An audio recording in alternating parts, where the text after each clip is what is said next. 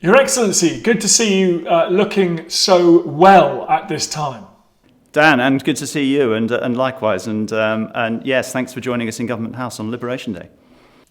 And it's a very different kind of Liberation Day. I was there this time last year, and let me tell you, there wasn't much social distancing going on. It was quite the opposite. No, I mean, obviously we've had to adjust plans pretty significantly, but I still hope that people will be able to at least commemorate the spirit of the day as much as they had intended to.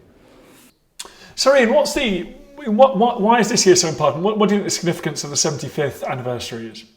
I think the first thing I'd say generally about liberation is I'm not sure we quite take our freedoms as seriously as we should do, and we should all remember that liberty is not a given. I mean, this was something I was acutely conscious of when I worked at NATO, where when I interacted with my Eastern European colleagues, for example, nations that had within relatively recent memory regained their freedoms. It was very clear just how important it was to them culturally. And I also vividly remember sitting next to a Ukrainian colleague during a number of the meetings that were going on during the Russian incursion into Ukraine, which of course is still going on. And it was really tangible, the tension and the frustration and the trauma that he was going through personally. So I think remembering the importance of liberty periodically is extremely important, and that's a general point. Moving to the specifics of the Channel Islands, of course, the occupation was a unique experience for the Channel Islands within the context of the British Isles. And it was a very, very profound experience as well for that generation of people who had to live through it. And that's a generation that my wife Catherine and I interact with a lot on the island. And I think it beholds on all of us to acknowledge the experiences they went through and what they had to go through in order that we can live the way we do today. And of course, it's a sad fact of time that generation they're getting less and less in numbers. And whilst I still think, given the natural longevity of Channel Islanders, that there will be plenty around to celebrate the 80th anniversary, there won't be as many as there are around today to celebrate the 75th. So I think it's extremely important. While you mention that, what do you think? Do you think there's anything we can learn this Liberation Day in the fact that we are all isolating? Is there anything we can learn from the experience of occupation? Well, I mean, it will come as no surprise here in the Channel Islands that a lot of people have drawn a number of parallels between the experience that the islanders had during the occupation and the loss of liberties that they suffered then, and what's happening at the moment. I think we probably ought to be careful in taking the analogy too far. I think there's a pretty significant difference between suffering a loss of liberty willingly under the direction of a properly constituted, open, transparent, democratically elected government, and suffering deprivations of liberty when you've been forcibly occupied by a hostile power. I mean, I think there's some pretty fundamental differences between those two sets of circumstances. But I think the experience that we're all enduring at the moment, I'm sure will help us empathise much more with what the islanders had to go through during the liberation. And one of the things I've often thought about is what it must have been like to be in Guernsey or in the Channel Islands in June of 1940. Dunkirk finished. The evacuation for Dunkirk finished, I think it was just after midnight. It was about 4 o'clock in the morning on the 4th of June, and the first German planes landed in Guernsey on the 30th. So it's 26 days, 3.5 weeks, in which your world was turned completely upside down. You had no idea what the future would hold. People were leaving the islands, families were being separated. And there is a parallel with what we've had to go through in the last 6 weeks. I think it was probably a similar time frame, 3 weeks from when the first cases of COVID appeared in the island to when the lockdown happened. That same sense that perhaps nothing would be the same again.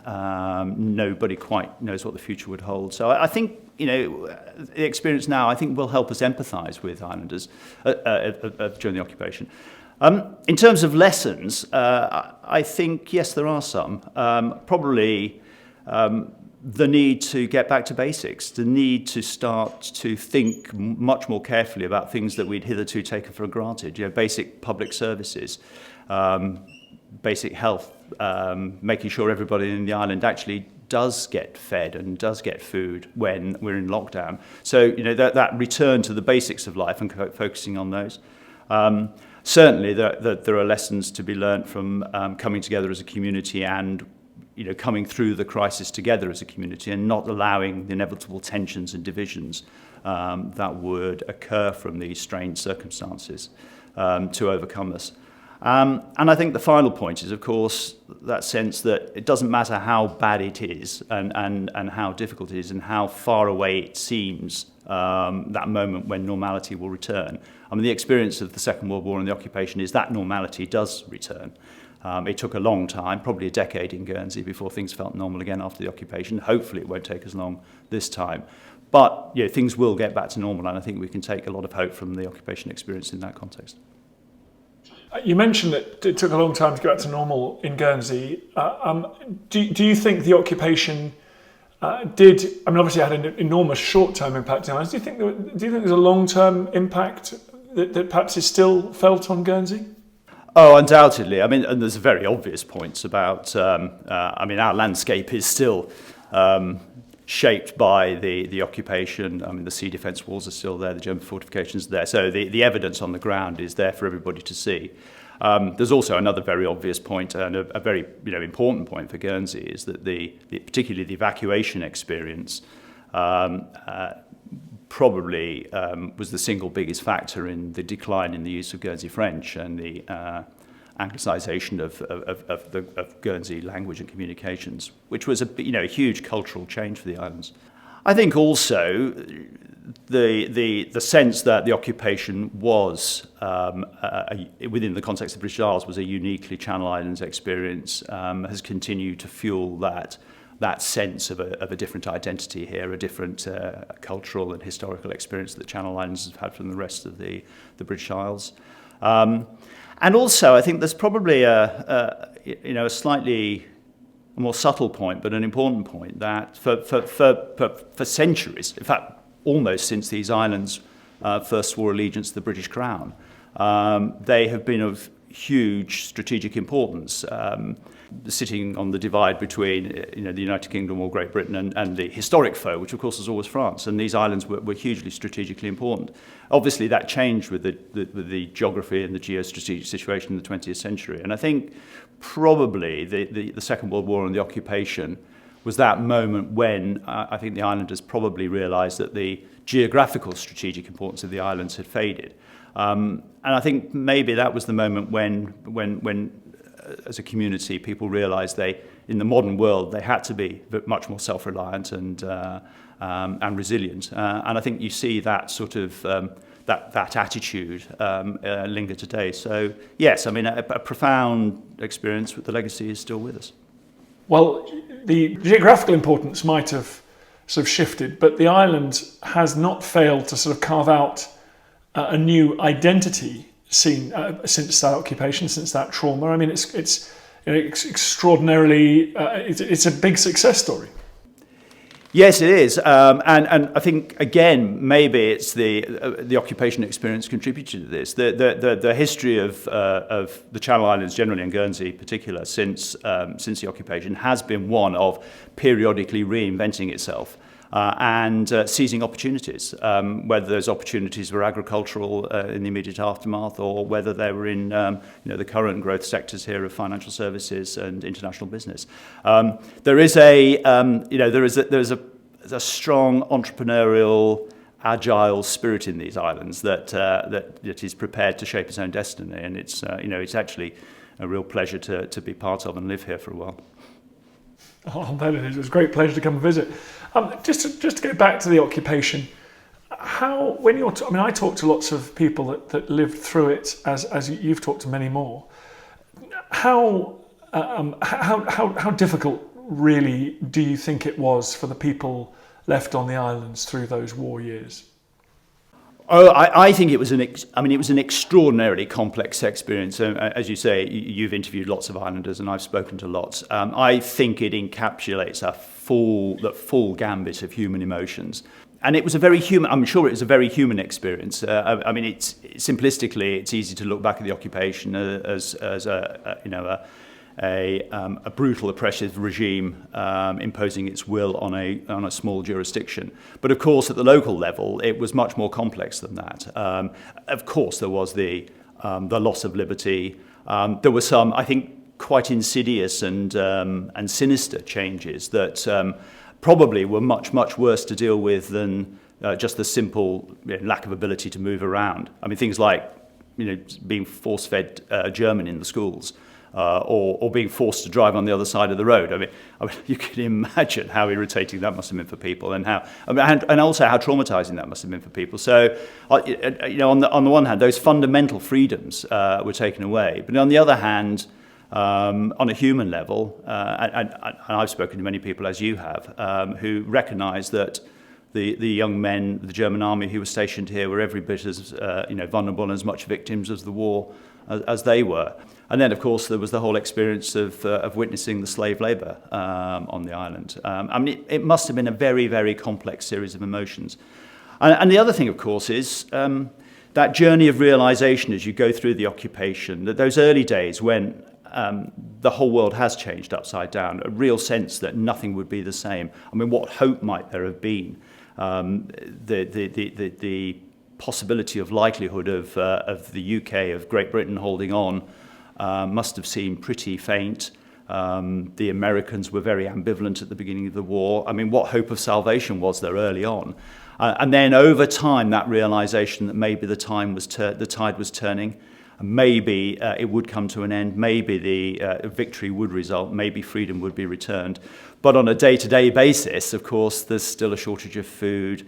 There's still that constant fear of being discovered if you were, for example, trying to listen to a radio. And so, I mean, it must have been a very complex, difficult, traumatic, but also a very human experience, and something. And I totally understand why it still remains with people very, very clear and distinct, even now, 75 years later.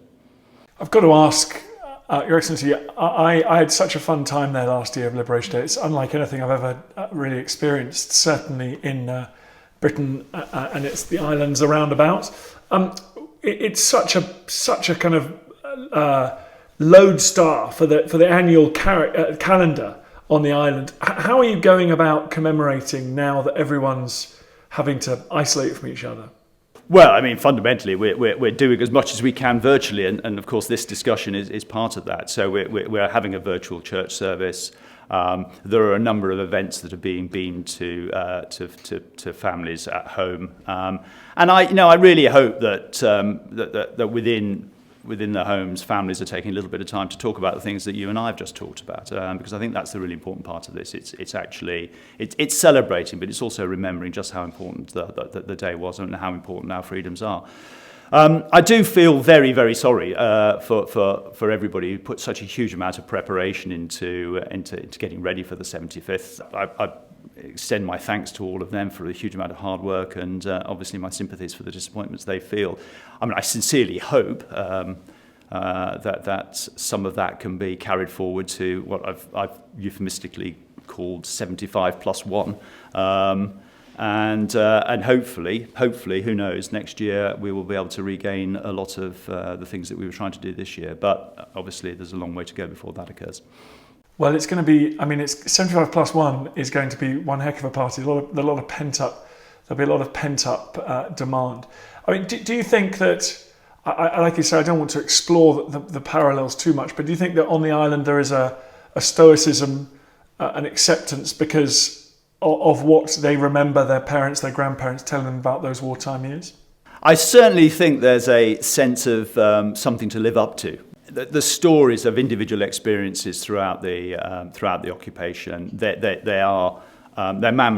matters of family folklore around here, and of course it does set a level of expectation of how to behave in adversity, a relatively recent benchmark for how to behave, and I think people do want to live up to what that generation achieved and how they conducted themselves. And certainly, it's and it's the same in the United Kingdom, the same in many places. As you say, the stoicism, the dignity with which people have accepted, and the sense of personal responsibility with which people have accepted the constraints that they've had to work under and operate under, and the imagination and the sense of humour that's come out, and the sense of fun. I mean, any number of, and you'll have seen them, amusing homemade movies and videos and lovely little moments of private, sort of fun. I mean, yes, people are remarkably resilient here as much as they are anywhere else. Well, so Ian, I'm glad to see you looking well. I'm glad to see the whole team there in Guernsey looking well. And best wishes for this slightly different Liberation Day. Well, and Dan, thank you for your support. And also, can I say thank you for being a great friend of the Channel Islands, a great friend of Guernsey, and for somebody who has done more than your fair share in telling our story to the rest of the world. It's hugely appreciated. Well, it's been a genuine pleasure. So thank you, Ian, and enjoy Liberation Day.